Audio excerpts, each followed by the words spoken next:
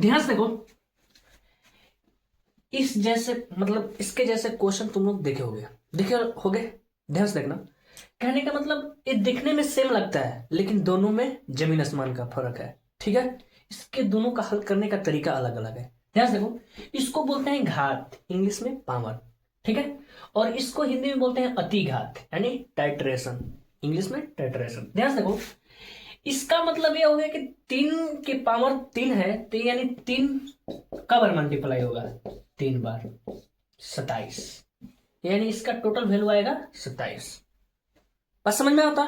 लेकिन इसका मतलब हो गया कि ये 3 का टेट्रेशन 3 है तो इसका मतलब साफ हो गया कि 3 के पावर में जुड़ जाएगा 3 3 बार।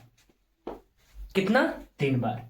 अब इसको हल किया जाता है ऊपर से नीचे, यानी सपोज करो 3 के पावर हो जाएगा 3 × 3 × 3, यानी इसका वैल्यू हो जाएगा 3 के पावर टोटल 27।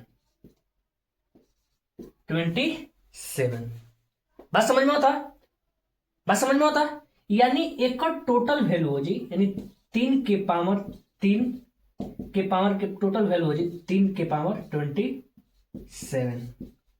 यानी कहे के मतलब कि कोई कई हेकरा, यानी 3 के पावर 3 में और कॉमा 3 के टाइट्रेशन 3 में, ये दोनों में से कौन बड़ा बा, तो ऑलवेज इका हुआ बड़ा बाटे। ठीक बा।